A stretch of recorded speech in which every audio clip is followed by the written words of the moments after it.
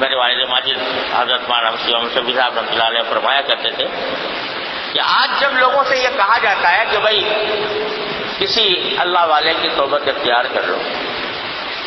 تو اکثر دل میں یہ خیال آتا ہے، یہ لوگ جواب دیتے ہیں کہ ارے بھائی کہاں سے لائیں اللہ والے، یہ زمانہ تو خالی ہو گیا اللہ والوں سے، صحیح معنی میں جو اللہ والے ہوتے ہیں ان سے خالی ہو گیا، اور جدھر دیکھو کچھ نہ کچھ خرابی نظر آتی ہے۔ کس کے پاس جائیں، کس سے صحبت اٹھائیں، کس سے فیض حاصل کریں۔ بھائی صاحب شعر پڑھا کرتے ہیں، آج لوگ یہ شعر پڑھ دیتے ہیں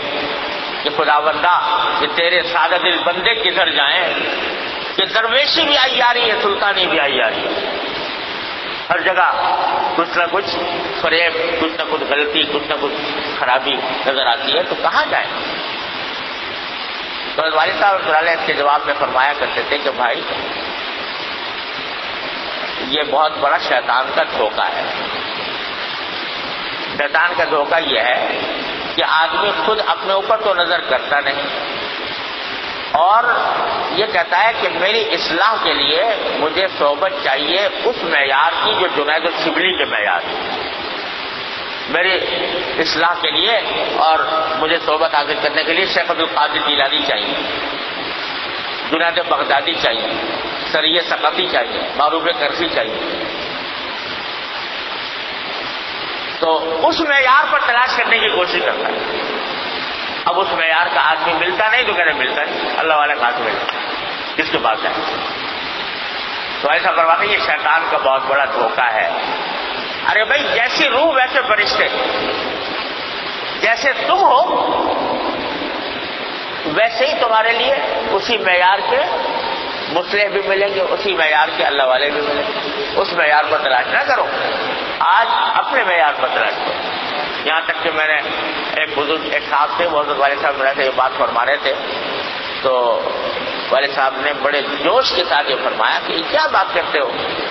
ارے تم اپنے مسجد کے مؤذن کے پاس جا کر بیٹھو گے اگر نیک صحبت کی غرض سے، انشاءاللہ اس سے تمہیں فائدہ ہوگا۔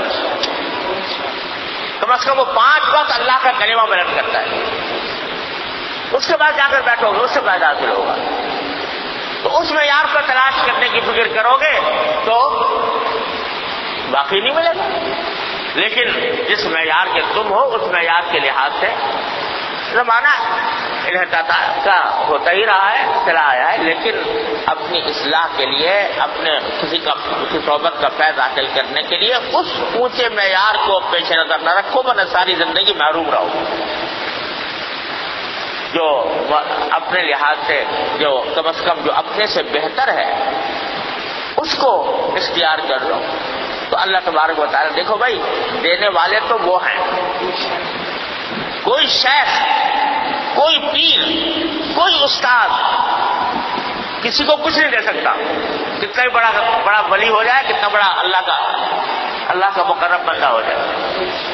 اب اگر شیخ عبد القادر جیلانی یا شیخ جنید بغدادی وغیرہ وغیرہ ان حضرات کی صحبت سے لوگوں کو فائدہ پہنچا، انہوں نے خود دیا کچھ، ان کی قدرت میں تو کچھ نہیں، دینے والے تو اللہ تبارک و تعالیٰ ہے، وہی دینے والے ہیں۔ ہاں جب کوئی بندہ طلب صادق لے کر اس طریقے پر جاتا ہے کسی کے پاس تو اللہ تبارک و تعالیٰ اس کو نواز ہی دیتے ہیں۔ طلب صادق چاہیے، سچی طلب چاہیے، تو سچی طلب اگر موجود ہو اور وہ اپنی حد تک آدمی تحقیق جستجو کر کے کہ بھئی یہ متبع سنت آدمی ہے، ہو سکتا ہے کوئی غلطی بھی ہو، کوئی خامی بھی ہو، لیکن متبع سنت ہے، دین کا صحیح علم رکھنے والا ہے، دین کے اوپر چلنے والا ہے، اس کے غرض یہ، اور اس نے خود اپنی اصلاح کسی بزرگ سے کرائی ہے، اس کی تحقیق تو ضروری ہے کہ یہ ویسے ہی اپنا خود کاشتہ پودا نہیں ہے، بلکہ کسی اللہ والے کی صحبت میں رہ کر اللہ تبارک و تعالیٰ نے اس کو اس مقام تک پہنچایا ہے۔ تو اس تحقیق اور جستجو کے بعد جب آدمی جاؤ گے طلب صادق لے کر، انشاءاللہ اللہ تبارک و تعالیٰ اس طلب صادق کی برکت سے تمہیں نواز ہی دیں گے، تمہارا جو مقصد ہے وہ حاصل ہو جائے گا۔ لہذا اس اونچے معیار پر تلاش کرنے کی ضرورت ہے۔